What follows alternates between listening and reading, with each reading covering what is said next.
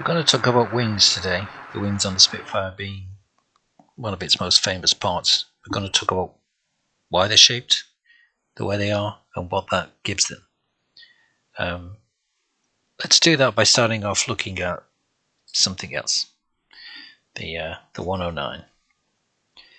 This plane at the beginning of the war, and this is a model I started a long time ago and will never finish because I'm way too busy doing Spitfires, outperformed the Spitfire in nearly every way.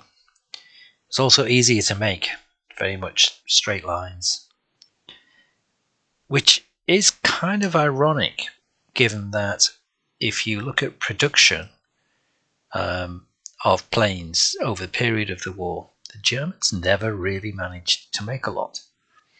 In 1939 they made just over 8,000 and the UK made just under. But then it goes a different way.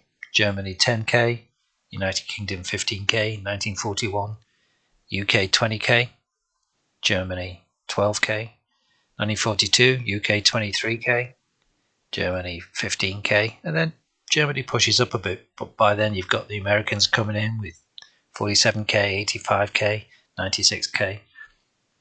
The Germans simply could not replace planes, even if they were trying to make them simpler.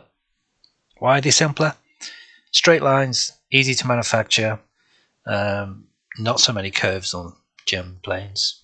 The Spitfire, very much a handcrafted. But let's talk a little bit about how the wings work. Let's take the shape of this one and talk about what that means. Okay.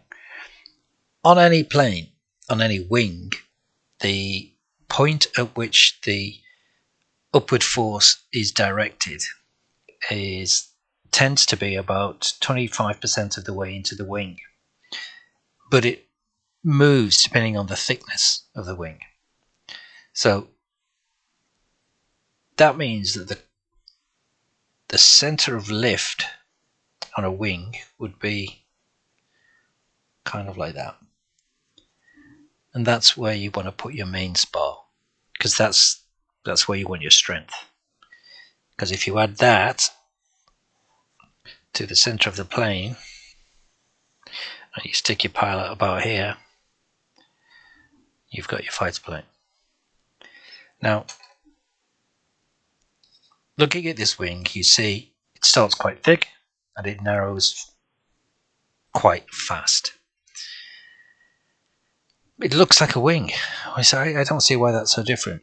The armament of this plane was stronger than the Spitfires, but a lot of it came through here. The wings themselves were not stuffed full of guns.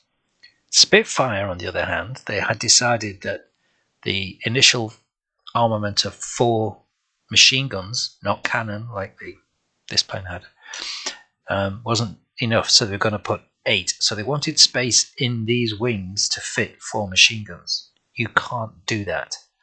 They're not thick enough. They're not thick enough this way, they're not thick enough this way. Let me bring the Spitfire in and show you the difference. Just look at those wings. Okay? Here, for a longer part of the wing, they're very thick. They allow you to stuff from here, from the propeller arc, stuff this full of guns quite close to the end. You see, if I put the 109 on top of the Spitfire, you can see the Spitfire wings sticking out from underneath. Okay, so let's trace the Spitfire wing and talk about, which is not quite so easy because this one's got wheels on.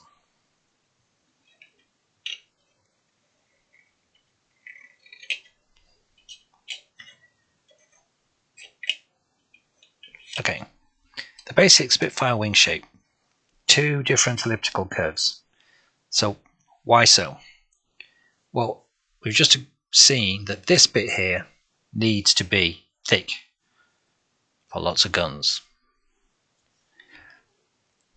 You also, because this wing in depth is bigger here and it's a thinner wing, okay, which is great for lots of ways.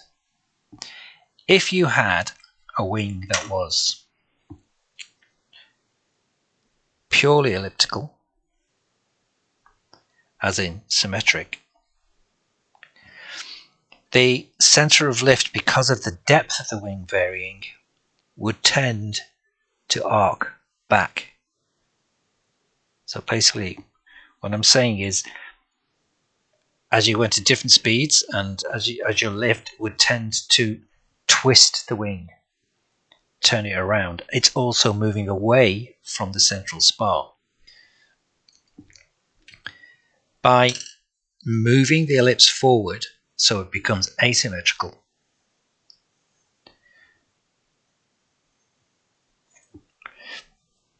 the lift at all parts of the wing is in a straight line. And it's no coincidence that's where the central spar of the Spitfire is. So basically, pretty much all speeds, the more you push the Spitfire, the more it tried to push up through your central spar. No twisting, no flexing, giving you a very, very rigid and stable platform to fly with. Okay, let's have a look at the wing itself. I've been doing some work building up the wing ready to be displayed. We'll go through that a little bit later, but let's look at the basics first. Remember, I talked about the central spar. This is your central spar, made of aluminium, which tapers from thick to thin as it goes along the wing. There are then a number of cross members, front to back actually, to give the shape and the strength. And there's a second quite strong piece along here, which I'll need to fit, or maybe not actually in this one, but that's about the model, not about the Spitfire. And then everything else is stuffed in where you can. So we've got radiator, we've got some oil pumps later. Obviously for the wheel, this is for the cannon. This is for 2 machine guns, because I've got this set up as machine gun, 1 cannon. This version has a light here. Not sure whether I'm keeping that or not, but we'll have a look at that. So, okay, that's your basic wing. Okay, right. Let's talk about what I've done to the model to get this far. About half of this structure came in the kit. Let me show you.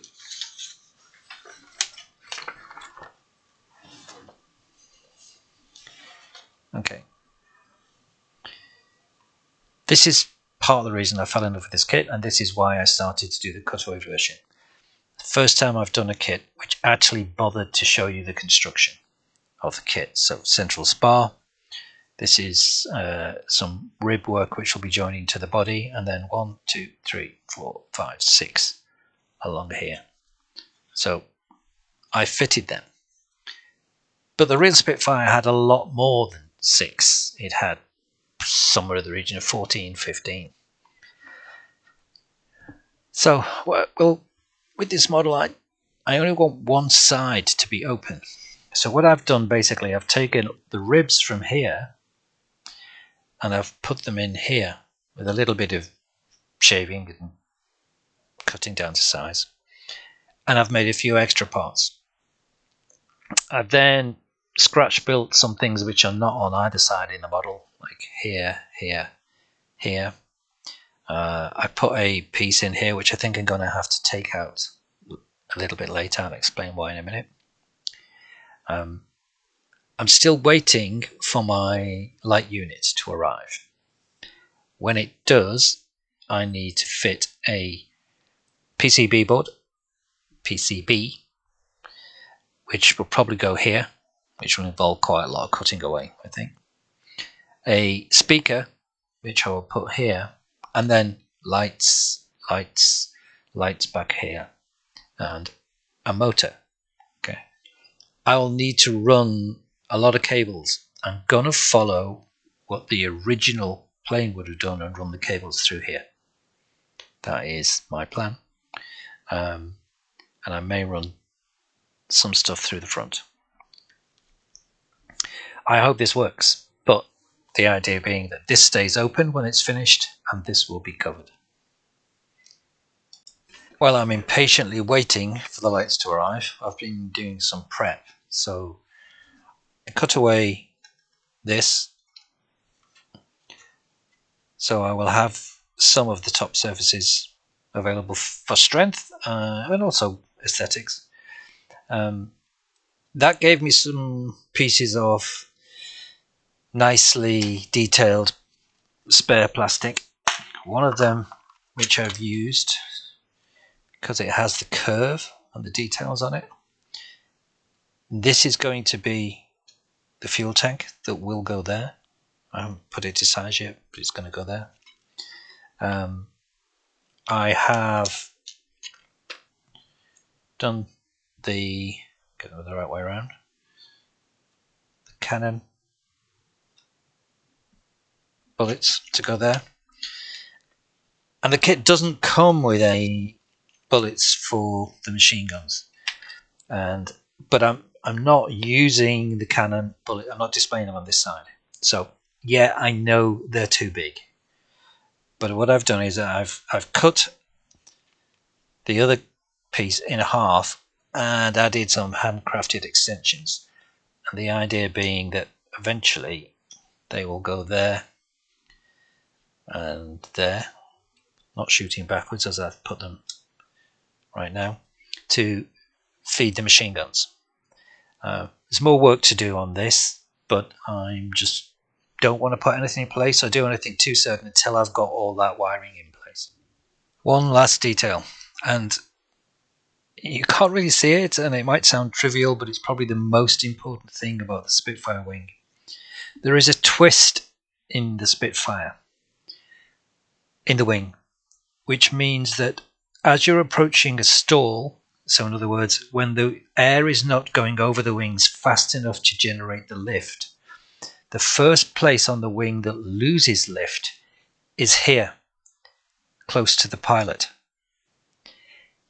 Why is that important? Because the pilot then starts to get juddering, it gets feedback from the stalk, from the plane, that hey, we're nearing a stall, and has time to react, because out here on the edges of the wing where his controls are, the wing has not yet stalled. Absolutely critical, meaning that any half-decent pilot can get out of a stall before it develops into something fatal. Really, really important for your pilots.